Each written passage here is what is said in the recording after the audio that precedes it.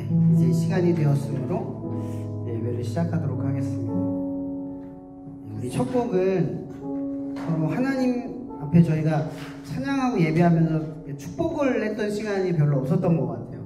그래서 오늘은 서로를 이렇게 축복하는 그런 시간을 가졌으면 좋겠습니다. 이 시간 우리 하나님께서 당신을 통해라는 찬양을 함께 고백하며 나아가겠습니다.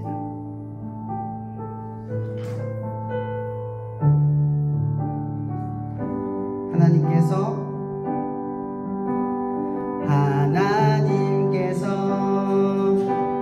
당신을 통해 메마른 땅에 샘물 나게 하시기를 가난한 영혼 목마른 영혼 당신을 통해 주 사랑할 이번에 우리 교수님들을 위해서 축복하며 나아가겠습니다. 하나님께서 교수님 통해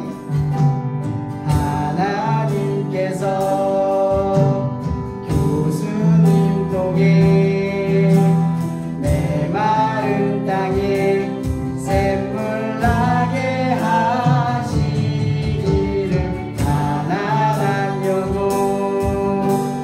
목마른 영혼 당신을 통해 주 사랑하니 우리 반주자를 위해서 우리가 축복하겠습니다. 하나님께서 서령이 통해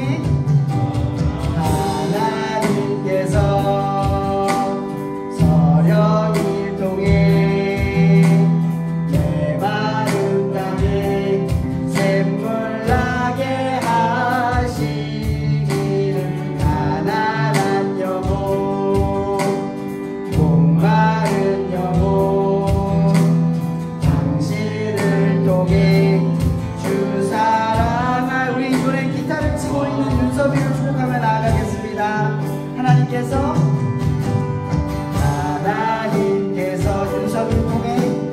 윤섭이를 통해 메마른 땅에 샘물 나게 하시기를 가난한 영혼 목마른 영혼 윤섭이를 통해 주사 드럼을 치고 있는 이번에 우리 현욱이를 위해서 축복하며 나아가겠습니다. 하나님께서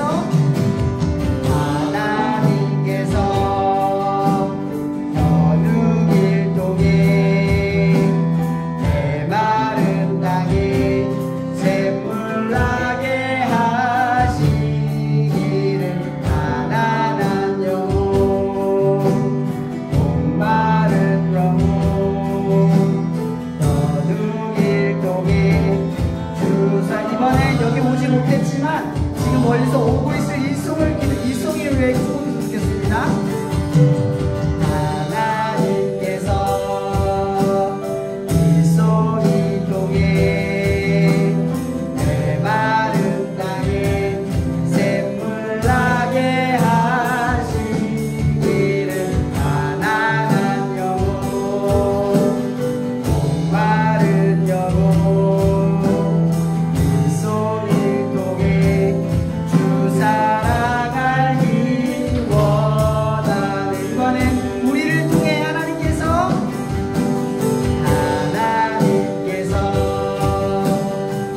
우리를 통해 메마른 땅에 샘물 나게 하시기를 가난한 영혼 목마른 영혼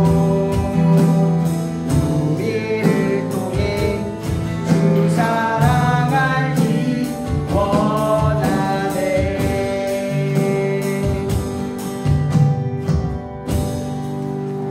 저는 기독교의 문화 중에 제일 좋은 게 두 가지를 꼽자면 하나는 남을 위해서 하는 그 중보기도 또 하나는 남을 위해서 비는 축복이지 않을까라는 생각을 해봅니다. 이 축복은 어떻게 보면 그냥 우리가 가볍게 마음껏 사용할 수 있는 무기인데도 생각보다 우리가 이 무기를 많이 안 쓰는 것 같아요. 그래서 우리가 오늘 이 찬양의 고백을 하면서 우리의 삶에서 축복을 해야 될 우리의 대상들을 두고 많은 축복의 기회들이 샘솟기를 소망해 봅니다. 우리 다음은 우리 아름다운 마음들이란 찬양으로 신나게 찬양으로 나아가겠습니다.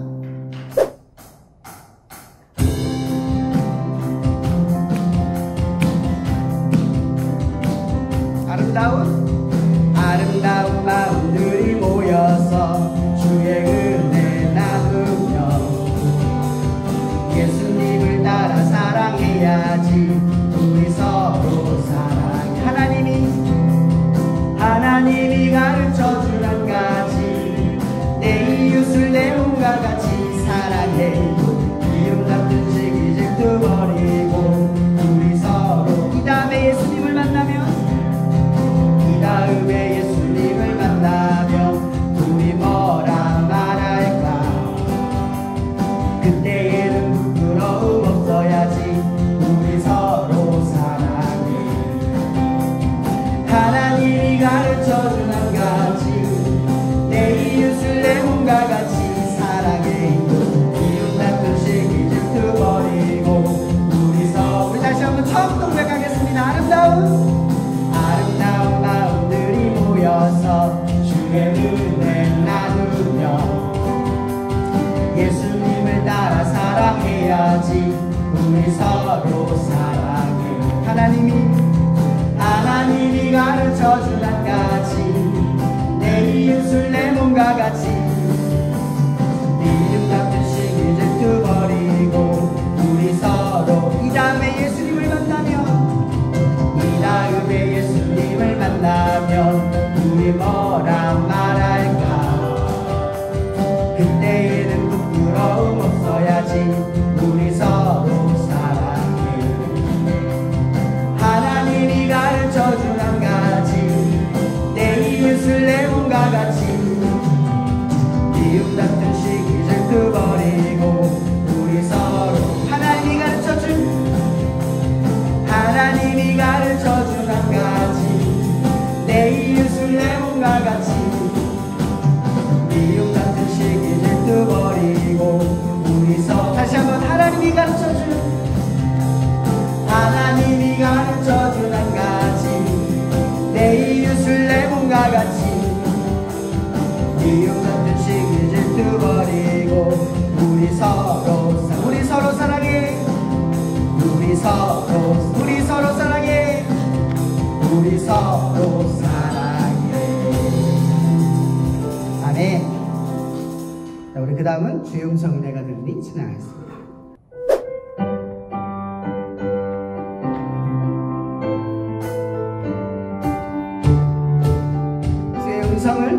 주의 음성을 내가 들으니 사랑하는 말일세.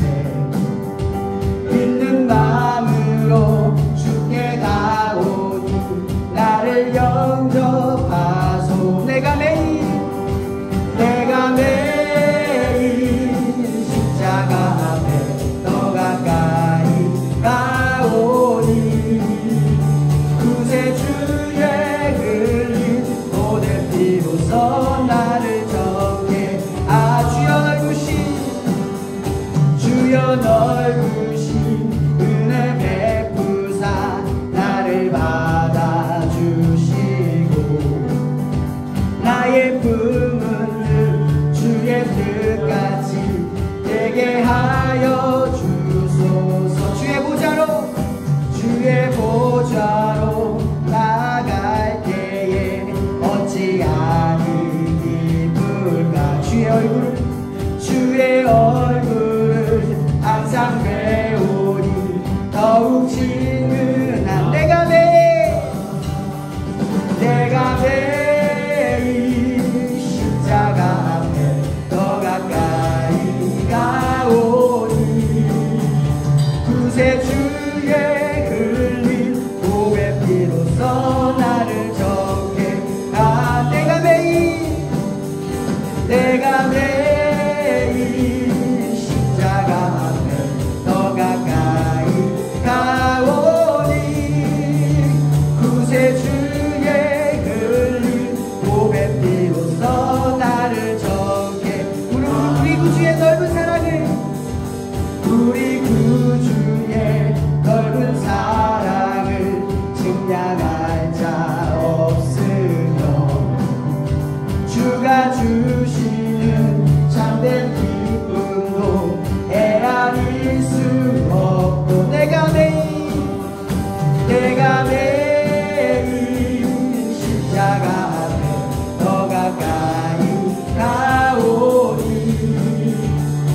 구세주의 흘린 보배 피로써 나를 정케 하오니 주의 음성을 내가 들으니 주의 음성을 내가 들으니 사랑하는 나일세 믿는 마음으로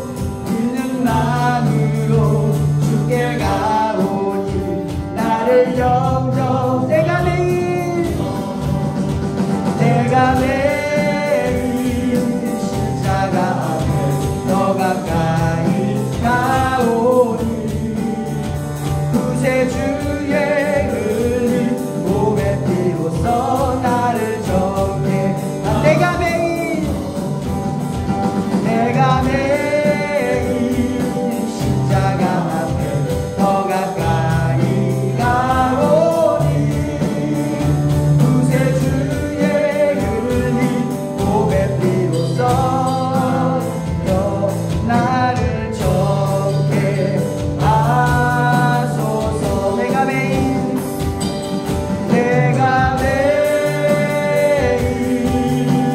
십자가 앞에 더 가까이 가오니 구세주의 흘린 보배 피로써 나를 정케 하소서. 아멘. 이제 끝으로 하나님의 부르심이라는 찬양으로 나아가겠습니다.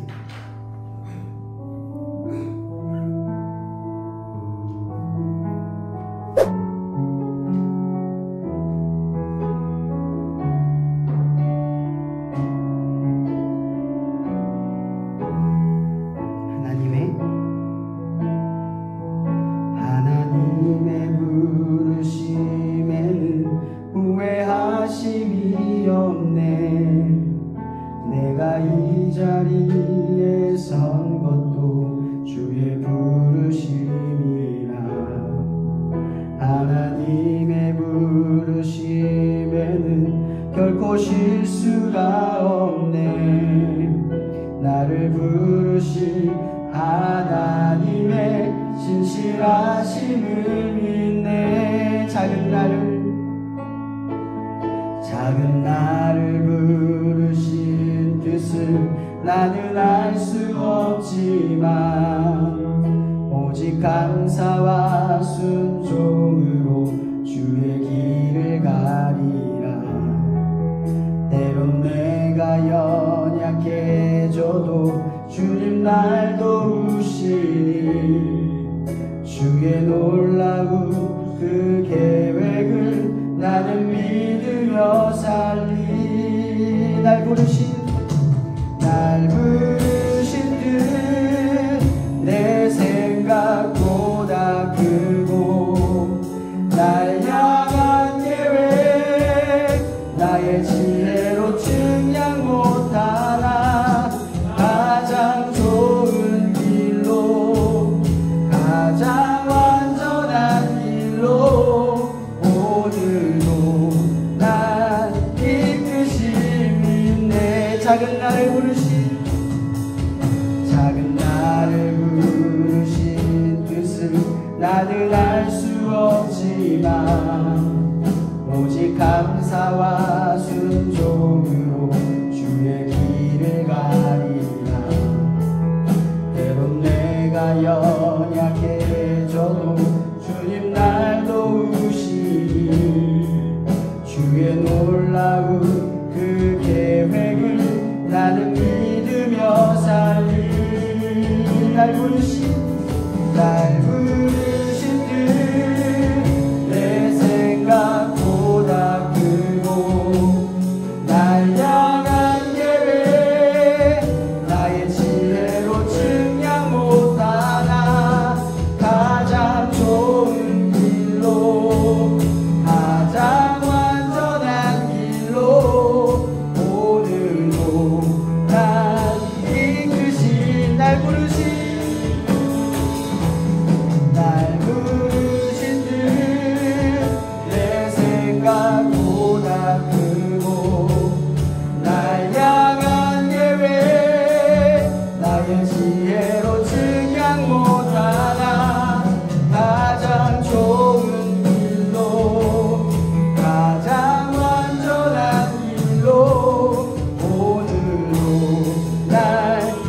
한 번 더 크게 목소리 고백하며 나아갑니다. 날 부르신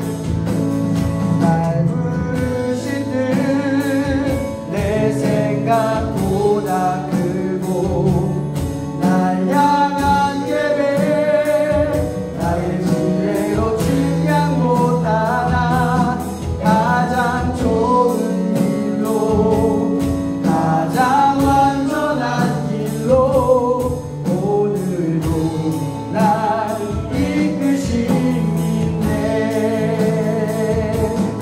이제 우리가 말씀과 예배 앞에 서면서 우리 이런 기도를 드렸으면 좋겠습니다. 우리는 때론 하나님이 좋다고 생각하는 것과 내가 좋다고 느끼는 것이 너무나 큰 갭이 생기는 그런 어리석은 마음을 가지고 하나님 앞에 우리가 좋은 것으로만 구하고 완전한 것으로 구하지만 때론 그것이 하나님의 뜻과 방향과 맞지 않고 내 생각과 가치관에 더 앞설 때가 많았음을 고백합니다. 이 시간 우리가 다 함께 기도할 때는 하나님 나의 가진 것으로 보지 않고 남과 나를 비교하며 보지 않고 나의 성과로 보지 않고 나의 모습으로도 보지 않고 오직 말씀과 믿음 안에서 우리를 이루어 가신 하나님의 높은 뜻을 생각하며 날마다 우리가 나아가기에 주저함이 없는 하나님의 자녀로서 살아갈 수 있는 우리 삶이 되도록 나의 지혜로 나의 생각으로도 감히 따라갈 수도 없고 짐작할 수도 없는 그 하나님의 깊은 지혜를 따라 날마다 순종하는 삶이 되도록 우리를 인도해달라고 이 시간 주여 한번 부르며 다같이 기도하며 나가시겠습니다. 기도하시겠습니다. 주여. 하나님 이 시간 우리가 간구합니다. 하나님이 좋다고 여기는 것을 내가 좋다고 여기지 않았습니다. 하나님이 완전하다고 말해보신 것을 나는 완전하지 못하다고 생각했습니다. 그렇게 여전히 하나님의 생각과 나의 생각은 같지 않고 내 마음과 하나님의 마음은 닮지 않는 그런 연약하고 부족한 나의 모습을 고백합니다. 하나님 이 시간 우리가 한 학기를 마치며 드리는 이 종강 예배 하나님 우리를 이끌 통하여 하나님의 영원하심에 거하기를 원합니다. 날 부르신 뜻 헤아릴 수도 짐작할 수도 이해할 수도 없지만 그러나 오직 믿음으로 이 캠퍼스를 향하여 우리 나아가는 우리의 작디 작은 발걸음을 언제나 내 모습으로 내 생각으로가 아니라 말씀 안에서 오직 믿음으로 갈렙과 여호수아처럼 하나님 복음 앞에 서서 복음을 전하며 밟는 지경마다 하나님의 뜻을 이룰 수 있는 하나님의 자녀로서의 권세를 이 약속의 땅 가운데 이뤄갈 수 있도록 우리를 인도하여 주시옵소서.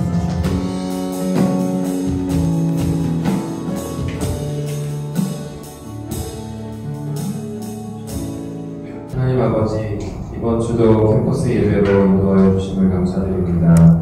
매주 드리는 예배지만 이 캠퍼스에서 드리는 예배가 얼마나 귀하고 감사한지요. 이번 학기도 한 주도 빠지지 않고 예배를 드릴 수 있도록 인도하여 주시니 감사드립니다. 대전 관계가 모든 사자가 집을 다니며 상fik자를 찾아다닌다는 것을 명확하고 안일한 생활을 할 수를 회개합니다. 근신하지 못하고 미래를 지키지 못하여 마귀의 꾀임에 넘어졌습니다. 믿음을 굳건하게 하여 마귀를 대적하게 하여 주시고 이 고난을 당한 저희를 곧 친히 온전하게 하시며 굳건하게 하신다는 약속을 의지하게 하여 주시옵소서. 동일한 싸움을 싸우는 그리스도인들끼리 서로 연합하여 싸움에 이기며 하나님의 은혜를 같이 경험하게 하여 주시옵소서. 하나님의 은혜 안에서 건강하게 이번 학기를 잘 마치게 해주심을 감사드립니다. 방학기간 동안은 이곳에서 예배를 드리지 않지만 어느 곳에 있던지 우리 모두가 하나님과 더욱 풍성한 교제를 나누며 동행하는 시간이 되기를 기도합니다. 다음 학기에도 성장한 그리스도인의 모습으로 이곳에서 다시 만나기를 소망합니다. 방학기간 동안 온라인 큐티 모임을 계획하고 있습니다. 말씀 묵상의 기쁨을 알아가며 말씀에 순종하는 삶을 위한 모임이 되기를 원합니다. 또한 그 안에서 캠퍼스 교회 구성원들 간에 사랑의 교제가 이루어지기를 소망합니다. 많은 중국대와의 통합을 위한 협상이 본격적으로 진행됩니다. 학교와 학생을 위한 지혜로운 결정들이 내려지도록 모든 과정을 인도하여 주시옵소서. 아멘. 이 시간 주님의 말씀을 전하실 황세호 목사님께 성령의 능력을 더입혀 주셔서 하나님의 말씀을 담대히 손붙게 하여 주시고 우리들 그 말씀에 순종하여 많은 결실을 맺도록 인도하여 주시옵소서. 또한 이들을 위해 헌신하는 모든 이들을 기억하여 주시고 축복하여 주시옵소서.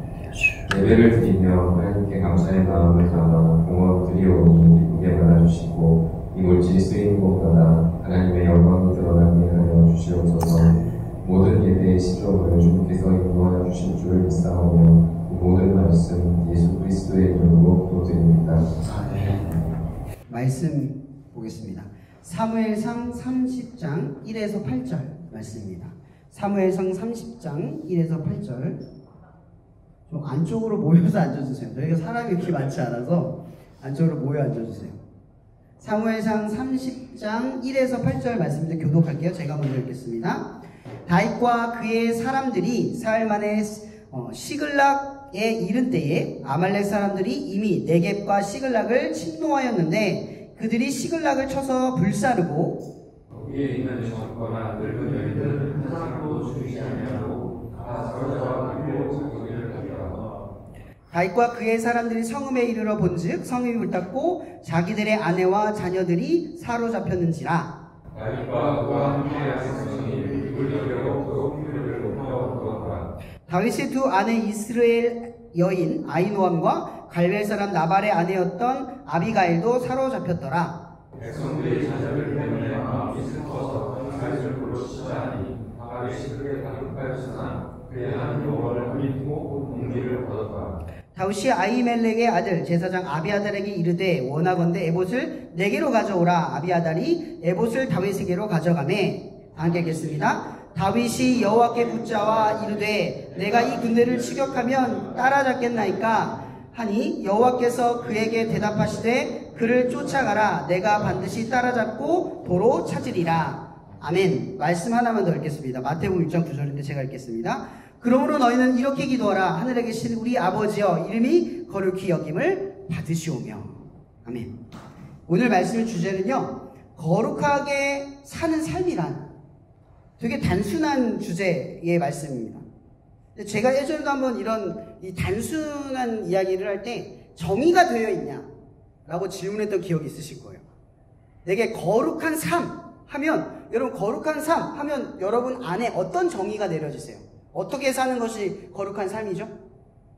이 정의가 내려지지 않았다는 건 한 번도 고민해 본 적이 없다는 얘기예요. 듣기는 인포메이션, 듣기는 들었는데 정보로 끝나는 거죠. 거룩한 삶의 시도가 있었다면 우리한테 뭐가 남냐? 거룩한 삶이 뭔지에 대한 여러 가지 단서들이 있어요. 이건 아니다. 적어도. 이거다. 이거다가 안 나와도 저건 아니다. 해봤지만 이건 아닌 것 같다. 라고 하는 정의가 있죠. 거룩한 삶이란 시도에 달려있는 거예요. 내가 거룩하게 살겠다. 이렇게 시도하지 않는 사람에게 거룩한 삶이 적용될 수가 없어요. 시도되었냐는 거죠. 여러분의 삶에. 내가 거룩한 삶을 살기 위해 말씀이라고 하는 이 말씀의 근거 아래에서 시도해봤냐. 여러분 거룩한 삶을 정의한다면 크게 세 가지로 그냥 얘기할 수 있을 것 같아요. 율법적으로 말한다면. 죄를 짓지 않는 거. 거룩하다고 말하잖아요. 그죠? 그렇게 이해하잖아요. 또 선행을 베푸는 거. 거룩하다고 생각하죠. 또 뭐가 있어요? 말씀을 지키면서 하는 거. 여러분 이거는 행동. 표면적으로 우리에게 나타난 거룩함의 표현들이에요. 물론 이것들이 우리를 거룩하게 사는 삶으로 정의할 수도 있습니다. 근데 다만 이렇게 한번 얘기해 볼게요. 죄 안 지으면 거룩합니까? 말씀대로 살면 거룩합니까? 선행을 베푸고 사랑을 실천하면 거룩하세요? 여러분 그렇게 생각하십니까? 제가 여러분 틀렸다고 말하는 게 아니라 확신이 있냐는 거죠. 내가 선행을 했을 때 이게 거룩한 삶이야 라고 하는 확신이 있냐는 거예요. 그릇된 확신이든 아니면 완전한 확신이든 이런 시도 속에서 이 거룩함을 느껴봤냐는 거예요. 제가 이 얘기하고 싶은 거예요. 여러분 거룩함은요 행위를 통해 거룩해지는 것이 아니라 거룩은 하나님을 직접적으로 경험해서 느끼는 거예요. 이게 거룩함이구나. 여러분, 거룩은 히브리어로 말하면 구별되다, 깨끗하다, 이런 뜻이에요. 그러니까 경험을 하는 거죠. 내가 하나님의 자녀라고 하는 것을 경험하는 거예요. 거룩한 행위를 해봤더니 내가 하나님의 자녀 같다는 걸 경험하는 거예요. 단지 선행을 했는데 선행해서 나 거룩해졌어, 이런 의미가 아니라 내가 선행을 했는데 하나님의 사랑을 느꼈고 나 하나님의 자녀였구나 라는 걸 느끼고 경험한다는 거죠. 그러니까 제가 말하고 싶은 이거예요. 거룩은, 첫 번째 정의, 거룩해지는 것이 아니라 거룩은 경험하는 것이다, 이렇게 말하고 싶은 거예요. 뭐라고요? 거룩은 경험하는 것이다. 오늘 이 다윗의 이야기를 한번 볼래요? 다윗이 오늘 본문에 보면 여호와, 이 에봇을 생각을 하고 나서 에봇을 입자마자 뭘 경험하죠? 여호와, 그 하나님 여호와의 그 힘을 입어 용기를 얻었대요. 오늘 말씀 본문에 보이세요? 그의 하나님 여호와를 힘입고 용기를 얻었대요. 이게 뭐예요? 거룩함. 경험했다는 거죠. 그 하나님 여호와를 힘입었다는 건 뭐예요? 입었다고 표현해요. 옷으로 입었다듯이. 이게 뭐예요? 더 찢어졌다는 거잖아요. 내가 거룩해진 게 아니라 그분이 내게 입혀짐으로써 내가 거룩해졌다는 거죠. 우리 스스로가 거룩해지는 게 아니라 그분이 내게 입혀짐으로써 경험되어졌다는 거죠.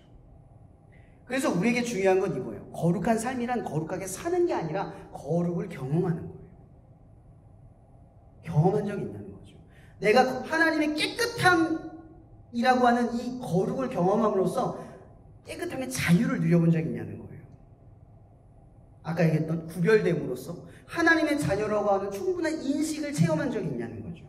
하나님의 자녀로서 나 하나님의 자녀야, 하나님의 사랑받는 사람이야, 존재야, 이런 거룩한 경험이 쌓여져 가냐는 거예요. 제가 지금 살짝 얘기를 한 것 뿐이에요. 자, 제가 여러분 좀 살아가면서 한 가지 의문을 갖고 살아가요. 그 의문이 뭐냐면, 뭔가 삶에 치열함과 열망함이 식어져 버리고 안정감이 도래할 때 전 두려움을 느껴요. 알지 못한 이 두려움을 느껴요. 여러분들에게 그런 경험이 있는지 모르겠어요. 여러분 계획대로 사라지면 좋겠죠. 근데 한편으로 이런 생각을 해보세요. 계획대로 사라지고 원하는 대로 얻고 나면 여러분 하나님을 위해서 살 수 있을 것 같아요? 어때요? 여러분들이 얻는 것을 하나님이 다 허락하시고 주시면 하나님을 위해서 살아갈 수 있으세요? 하나님 다 해결했잖아요. 먹고 입는 거 다 해결해줬으면 내 인생과 시간을 쏟아서 나 이제 하나님을 위해서 완벽하게 살아갈 자신이 있냐는 거죠. 어때요? 이렇게 질문을 던지면 자신 있으세요? 간혹 사역자분들 중에 제 주변에도 그런 게 많이 해요. 저도 처음에 그랬거든요. 하나님이 돈만 주시면 진짜 사역 열심히 할 텐데. 그럴까요? 여러분, 사역의 가장 큰 그 깊은 의미가 뭔지 아세요? 사역이 깊은 의미와 존재적 가치가 있는 건요, 먹고 마시고 입는 것 가운데에서 사역을 하기 때문에 그래요. 세상 사람들도 먹고 마시고 입는 문제로 힘들어하죠. 사역자들은 먹고 마시고 입는 문제로 똑같이 힘들어요. 근데 세상 사람들은 먹고 마시고 있는 문제를 해결하려고 들죠. 근데 사역자들은 먹고 마시고 있는 문제가 최우선 문제가 아니라고 인정하고 가요. 그래서 대단한 거예요. 예전에 제가 책을 읽는데 어떤 책에서 그런 얘기를 해요. 재정 걱정을 하지 않는 사역은 사역이 아니다. 반대로 말하면 하나님을 위해서 살아가는 사람이 하나님을 위해 살아가는 삶에 문제가 없으면 하나님을 위해서 살아가는 게 아니라는 거죠. 순탄하고 문제가 없으면 완벽하게 하나님을 위해서 살 것처럼 보여지지만 실제로 그렇지 않다는 거예요. 제가 요즘 두려운 게 뭐냐면 그거예요. 하나님이 올해 그래도 상반기 1학기 때 제게 좀 안정감이라는 걸 좀 주셨어요. 오랜만에, 거의 근 5년 만에 주셨어요. 근데 이게 불안해요. 왜 불안한 줄 아세요?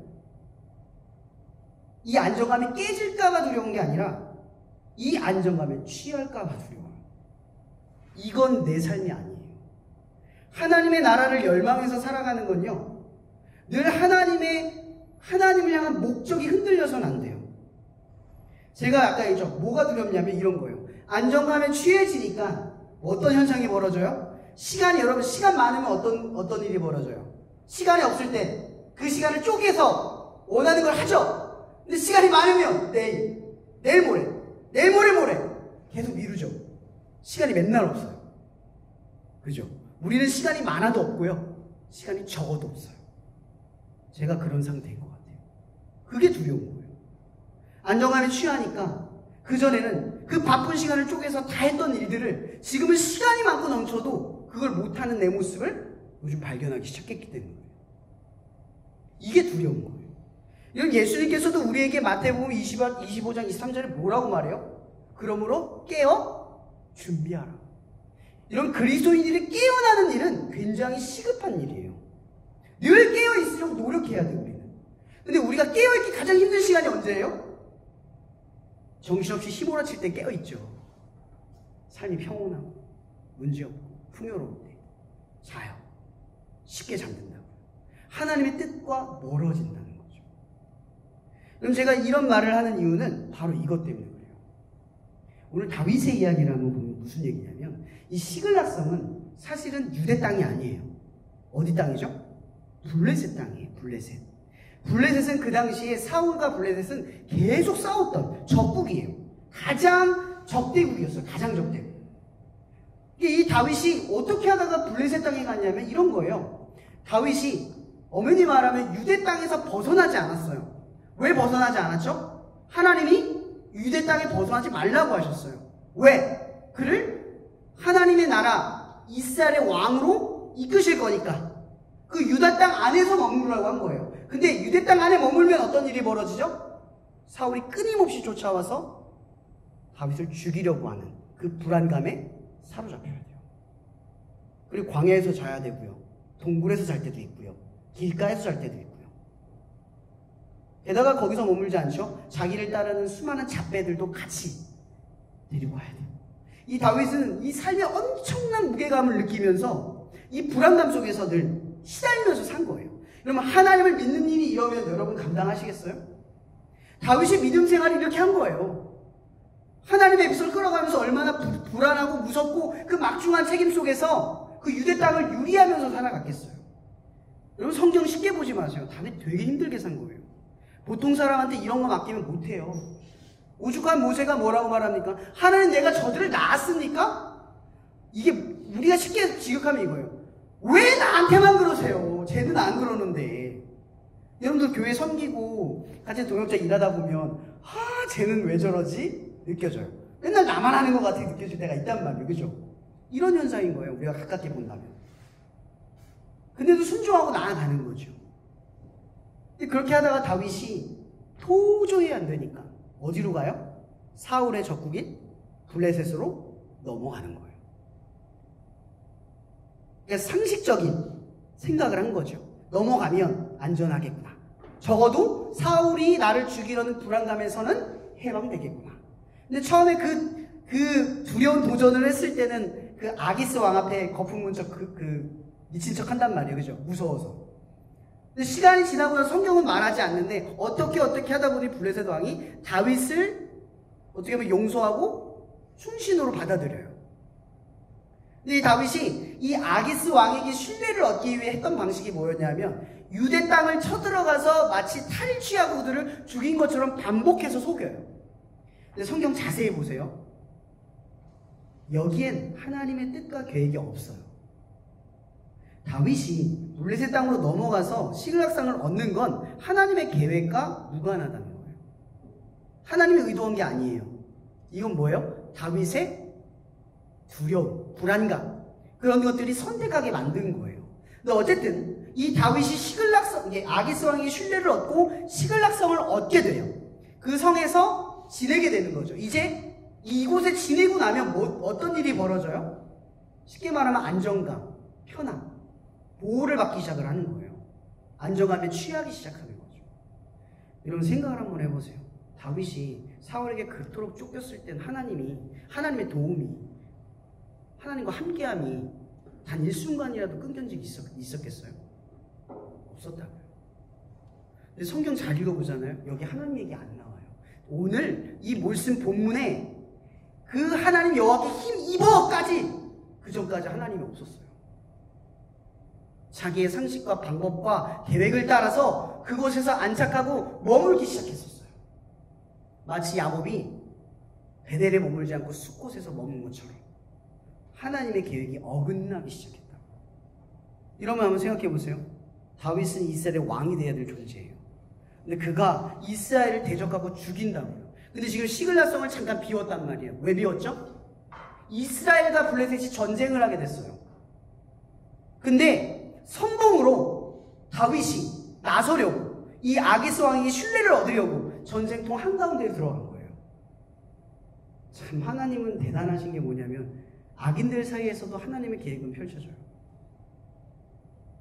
이 다윗이 아기스 왕의 신뢰를 얻고자 전쟁의 선봉에 서려고 했을 때 이 블레셋 장군들 중에 많은 다수가 다윗이 전쟁을 하다 배신할까 두려워서 그를 전쟁에 나가지 않도록 강권해요. 다행히 다윗이 어떤 일을 겪지 않아요? 자기의 백성, 그러니까 하나님의 계획이 무너질 수 있는. 여러분 한번 생각해 보세요. 다윗이 블레셋과 전쟁의 선봉에 서서 만약 이스라엘 사람 죽였으면 어떻게 했을까요? 다윗은 왕이 못 돼요. 상식적으로 자기의 백성을 죽였기 때문에. 근데 하나님이 그 계획을 막아요. 근데 다윗이요, 성경에 보면 자세히 읽어보면요, 굉장히 아쉬워하고 통회하는 마음으로 가요. 계획대로 안 된 거죠. 근데 자기의 계획은 꺾였는데 그게 하나님의 계획인 거예요. 돌아갔는데 어떤 일이 벌어지냐? 시글락성의 아말렉 사람들이 들어와서 그곳에 있는 모든 물건을 약탈하고 거기에 있는 자녀들과 여자들, 아내를 다 끌고 가버려요. 지금 그런 일이 벌어진 거예요. 네, 한번 생각해 보세요. 불안감에 젖었다가 안정감을 한번 느꼈던 사람이 다시 이 불안감을 느꼈을 때 어떤 상황이 벌어지겠어요? 아노미, 패닉이 되는 거예요. 완벽한 패닉 상태가 돼버리는 거죠. 근데 성경에 어떻게 되어 있냐면 말씀 읽어보면 그래요. 다윗이 그들을 구원하고 그들을 지켰고 그들을 여기까지 인도해서 시글락성에 머물게 했어요. 근데 그 은혜, 그 감사는 싸그리 없어지고 지금 패닉에 빠져버리자마자 무슨 생각을 하냐? 다윗을 돌로 쳐 죽이겠다라는 생각을 하게 돼요. 근데 문제는요, 다윗도 그랬다는 거죠. 망했다. 끝났다. 완전히 끝나버렸다. 다윗이 정신을 못 차리고 있었던 거예요. 여기서 제가 얘기하고 싶은 게 있어요. 그럼 제가 믿음 생활이 모태신앙을 했지만 믿음이 있기 전과 믿음이 없을 때가 있었어요. 있기 전과 있고 난 후가 있어요. 근데 제가 묵상을 한번 해봤어요. 말씀을 준비하면서. 뭐에 대해 묵상을 했냐? 비포. 내가 고난을 겪을 때, 믿음이 없을 때 고난을 겪은 시기. 애프터. 내가 믿음을 갖고 고난을 대했던 시기. 이걸 구분해 봤어요. 생각을 해봤어요. 여러분, 저는 지금 저번에 한번 얘기했지만 제 사춘기 시절은 정말 암울했어요. 하루하루를 사는 게 거의 고통스러웠어요. 눈만 뜨면 다음날 죽기만을 바랬고, 지나가는 차가 있으면 나를 쳐 죽이기를 바랬어요. 사는 게 너무나 의미가 없고 목적도 없고 절망스러웠어요. 너무나 가난했어요. 기초수급 대상자였고. 부모는 그때 당시에 제 교수님들 아실 거예요. 저희 때는 이혼이 흔치 않았어요. 이혼을 하면 엄마 없는 애 바로 왕따 당해요. 다 엄마가 있으니까. 저희 시기 때는 이혼이 거의 없었단 말이에요. 지금 많은 거지만. 가난한데 어머니도 없고 아버지도 장애인이야. 먹고 사는 게 아주 형편없었어요. 라면 살 돈도 없어요. 그때 라면 돈 주면 살 수 있었거든요. 저희 집은 라면 살 돈도 없었어요. 학교 가면 돈 못 내서 맞아요. 근데 왜 맞는 줄 아세요? 부모가 없잖아요. 그냥 불량 학생이라고 생각하는 거예요. 전 잘못도 안 했는데 맨날 맞았어요. 돈이 없어서 못 냈는데 돈을 꽁치는 애들이랑 똑같은 취급을 맨날 받았어요. 억울하단 말도 못했어요. 왜? 누가 대신해서 나에게 그런 방법을 가르치고 그게 부당하다고 말해준 적이 없어요. 그렇게 계속 살았는데 저 20살까지 버텼거든요. 그래서 20살까지 버텼는데 힘이 좀 생기는 거예요. 아, 바로 취직하고 일하면서 학교 다녀야지 했는데, 취직을 했는데 아이고 사기를 당했네요. 1년 만에 2,500만 원이라는 빚이 생겼어요. 그걸 알자마자 저희 아버지도 2,500만 원 빚을 또 사기당한 거예요. 그러니까 아버지와 저는 동시에 5천만 원이라는 돈을 사기당하고 졸지에 하나뿐인 임대집을 빼앗기고 말았어요. 저 군대 갈 때 휴가 나왔는데요. 집이 없어서 친구 집에 눈치밥 먹으면서 있다가 들어갔어요. 정말 사는 게 왜 사는지를 몰랐어요. 하루하루 사는 게 너무 억울하고 분통하고 이해가 되지 않았어요. 차라리 죽지. 왜 살지? 없었으면 좋겠다고 생각했어요. 그러던 중에 제가 군대를 가기 전에 사실 제가 자살을 시도한 적이 있어요. 손에 팔을 걷거나 이러지 않았어요.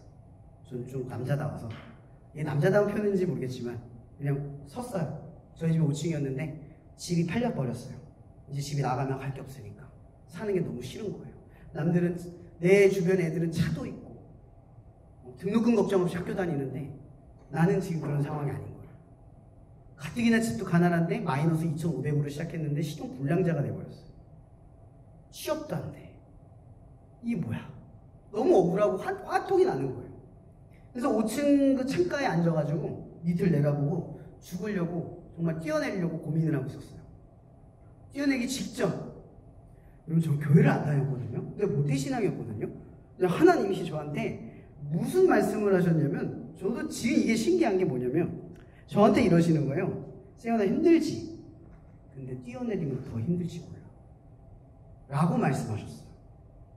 그게 아마 전 자살하면 지옥 간다 이런 말을 하고 싶은 게 아니에요. 하나님은 내가 그런 선택 속에서 지옥이라고 하는 곳에 가지 않기를 바라셨던 것 같아요. 인생이 그렇게 힘들었는데 그 인생의 힘듦 속에서 그곳을 가지 않기를 바라셨던 것 같아요. 그 간절함이 나를 뒤로 당겨서 내려왔어요. 내려왔는데 저도 무심코 무슨 고백을 했냐면, 하나님, 저는 이미 뛰어내린 것과 같습니다. 하나님이 살리셨으니 하나님 마음대로 갖다 쓰세요. 실수한 거죠. 어쨌든 그런 말을 한 덕분에 제가 목사의 길을 가는 게 아니라, 저는 사실 목사의 길에, 내 인생이 목사의 길에 있다 생각하지 않아요. 제가 더 분명하게 말하는 건, 저는 그리스도인을 사는 게 제 목적이에요. 내 역할과 상관없이 저는 그리스도인이 되고 싶어요. 하나님께 드린 인생이 되고 싶다는 거죠. 역할 때문에 살아가는, 목사이기 때문에 목사로 살아가는 인생이 아니라 그리스도인이기 때문에 그리스도인으로 사는 삶이 되고 싶어요. 그게 제 꿈이에요. 그때 그런 일이 겪고 나서 저는 변화되기 시작했어요. 여러분, 그 전에 제 고난은 뭐였죠? 아무런 의미가 없어요. 억울함, 원망, 불평, 살고 싶지 않음, 절망, 그것들 투성이었어요.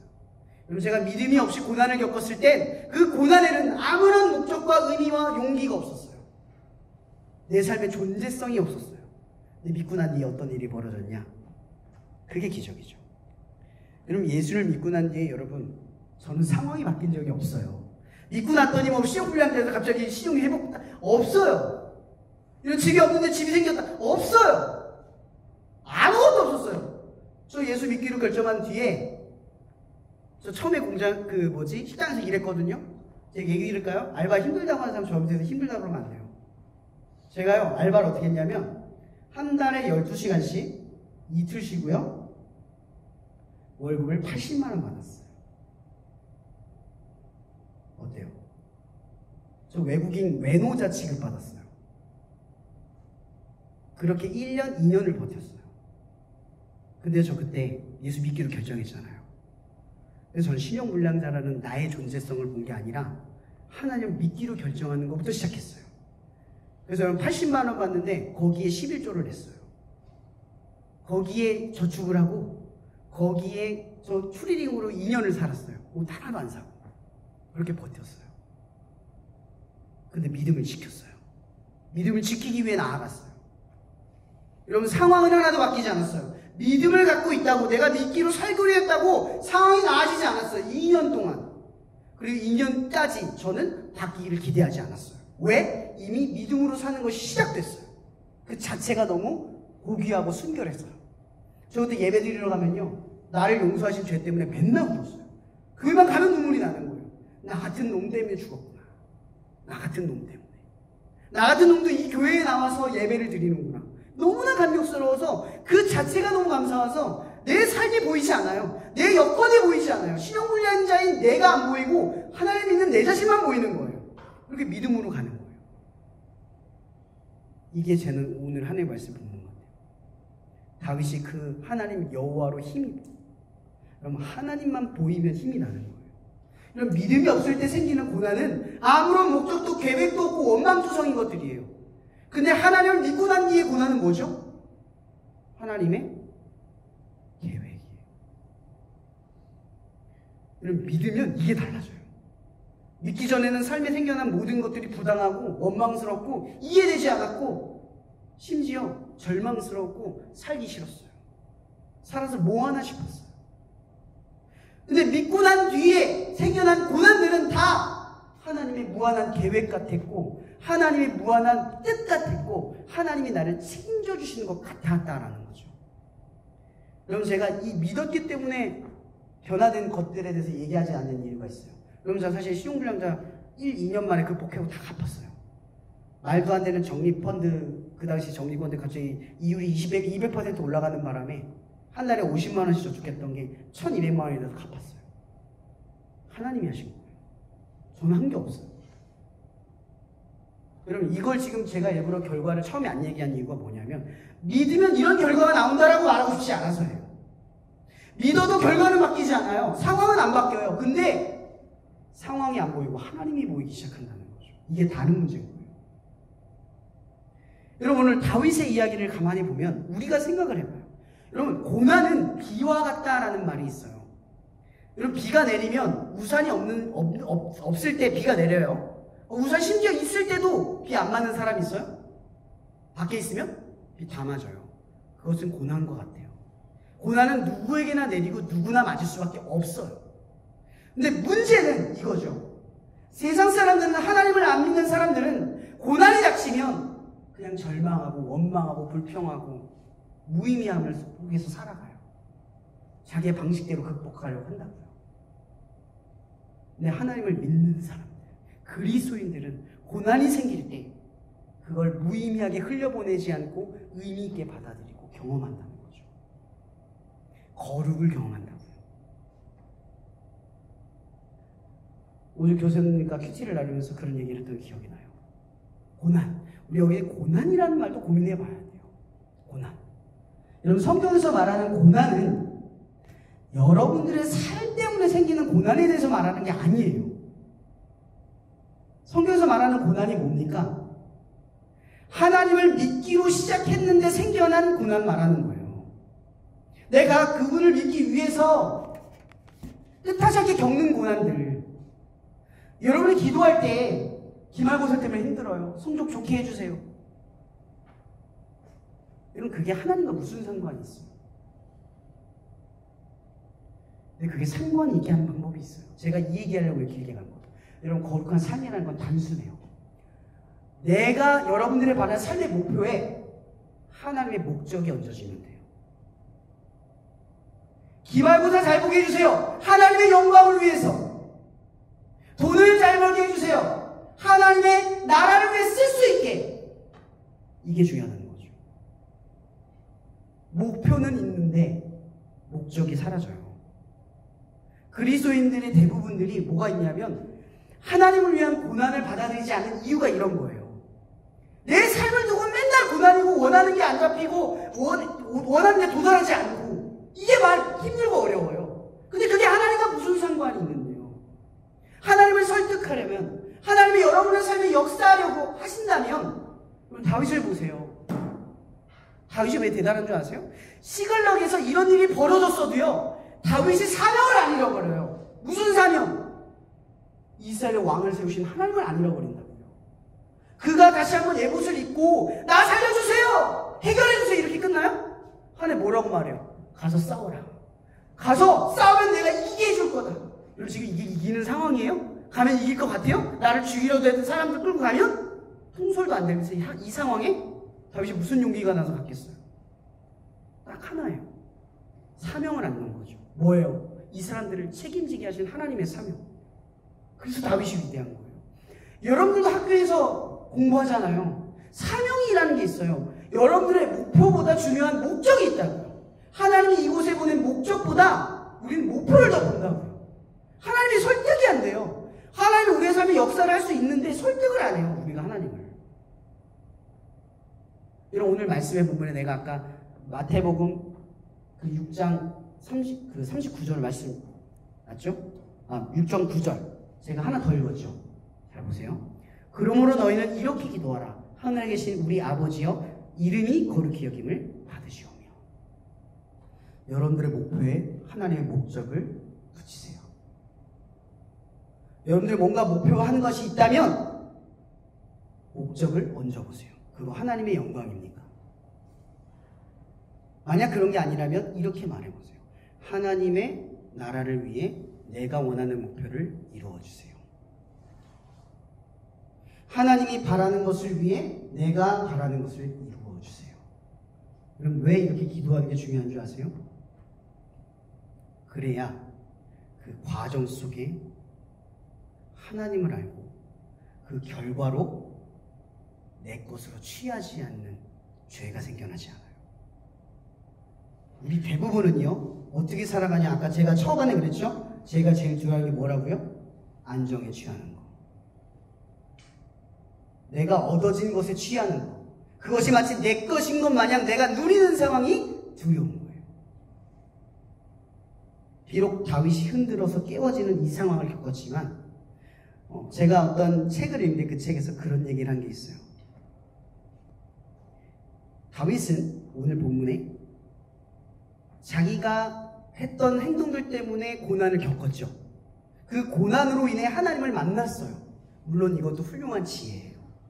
더 큰 지혜는 이렇게 설명하더라고요. 말씀을 보고 성경에서 일어난 일을 피하는 사람이 진짜 지혜로운 사람이다. 여러분들은 오늘 이 말씀을 들었습니다. 거룩한 삶. 저는 거룩한 삶, 이런 정의를 내리기보다 이 말을 먼저 해드리고 싶습니다. 거룩한 삶을 어떻게 시작하는가부터 일단 바로 이거예요. 거룩한 삶의 시작은 여러분들의 바라는 목표 위에 목적을 먼저 생각하는 것. 그렇게 여러분이 하나님의 목적 아래에서 목표를 세워가고 이루어가는 것. 그래서 고린도전서에 보면 이런 말이 있죠. 무엇을 먹고 마시든 입든 다 뭐예요? 하나님의 영광을 위하여 하라. 옛날에 김남국 목사님이 하신 말씀에 이런 게 있었어요. 어떤 친구 막 집었는데 무시해도 돼요? 술 먹어도 돼요? 담배 펴도 돼요? 왜 안 돼요? 성경 없는데 왜 하면 안 돼요? 전 이분이 그런 명쾌함이 있어서 좋아요. 이분이 그런 말을 해요. 그거 하나님 영광 돼? 문신하면 하나님 영광 됩니까? 담배 피면 하나님 영광 되세요? 술 먹으면 하나님 영광 되십니까? 하나님 영광 안 되면 안 하면 돼요. 거룩한 삶은 단순해요. 하나님이 영광이 되면 하는 거고 하나님이 영광이 아니면 안 하면 돼요. 이거예요. 제가 말하고 싶은 거예요. 여러분, 거룩한 삶이란 바로 여기서부터 시작하는 거예요. 하나님의 영광이 될 때 하고 하나님의 영광이 되지 않을 때 하기로 하는 거. 그리고 아까 얘기했던 대로 삶의 목표 위에 하나님의 나라의 목적을 세워두는 것. 이 두 가지만 기억했으면 좋겠습니다. 찬양 좀 쳐주세요.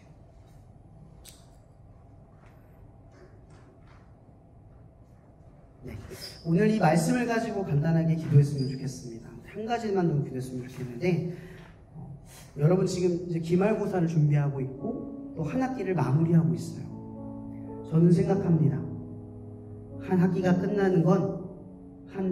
끝나는 것이지 하나님의 계속된 역사가 끝나는 건 아닙니다. 우리 하나님의 역사는 계속해서 흘러가기에 우리는 끝을 바라보면서 다시 시작을 소망합니다. 그렇게 이 마지막 1학기 이 종강 예배를 통해서 더 많은 하나님의 예배가 풍성하게 채워지기를 우리가 이 시간 다음에 기도했으면 좋겠습니다. 하나님, 우리가 1학기 동안 이 예배자를 지킨 건 하나님의 나라 때문입니다. 내가 원하는 목표가 있고 이 예배당이 가득 차고 더 많은 사람들이 오고 예배가 활성화하게 되긴 나의 계획도 있었지만 하지만 이 모든 것이 하나님의 나라의 목적을 둡니다. 이 시간 우리의 기도가 하나님의 때에 닿을 수 있도록 우리의 예배, 이렇게 우리가 한 학기를 지켜갔던 들이 나중에 2학기 그리고 내년까지 이 예배의 초석을 세워가는 하나님의 계획 중에 있음을 우리가 선포하며 우리가 해야 할 일들과 마땅히 나아갈 모든 것들을 두고 이 시간 기도하며 나갔으면 좋겠습니다. 기도하시겠습니다. 하나님, 이 시간 우리는 1학기의 마지막 예배를 드립니다. 이 예배를 통해서 우리가 헤아릴 수 없고 그 생각을 감히 추측할 수도 없지만, 그러나 우리는 이 시간들이 쌓여 하나님의 거룩함에 미치는 그 일부분이 되는 줄 믿습니다. 하나님, 우리의 시작을 이 반석을 통하여 하나님께서 그 모퉁이 돌 되신 같이 그 교회의 초석이 되신 것처럼 우리를 통하여 이 세상의 초석이 되게 하셔서, 처음에는 보잘것없는 돌과 같이 한 기둥에 있었지만 그것으로 인하여 교회가 세워지고 그것으로 인하여 하나님의 나라가 이루어지는 당신의 역사의 그 일부분으로 쓰임받는 우리 모두가 되도록 주님 인도하여 주시옵소서.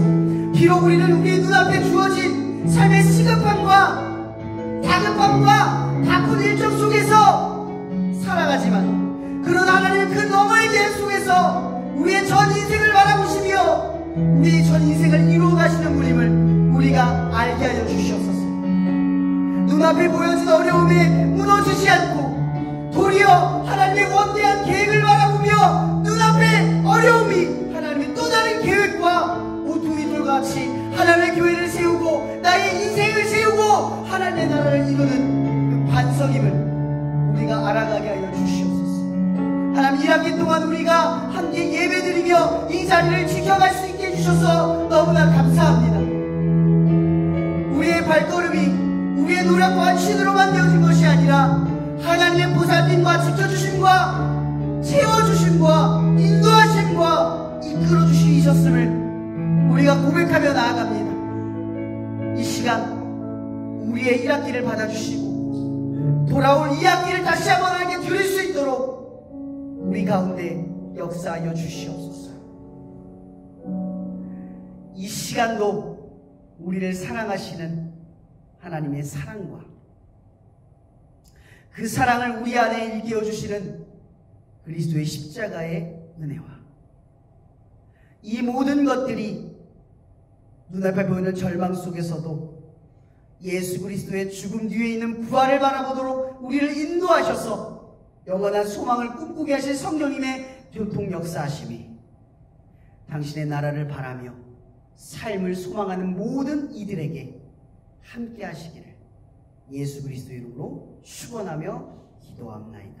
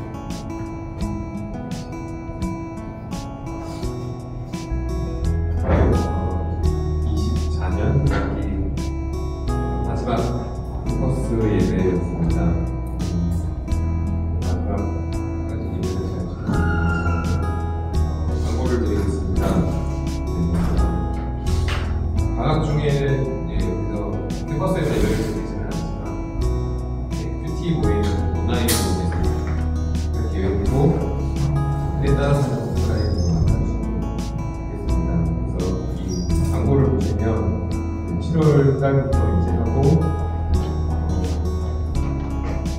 7시 반으로 되어 있습니다. 그래서 6시 반보다는 7시 반 식사하고 말차는 월요일이 될지 화요일이 될지 좀 느낄 수 있으니까요. 네? 언제가 좀 여기서 그러면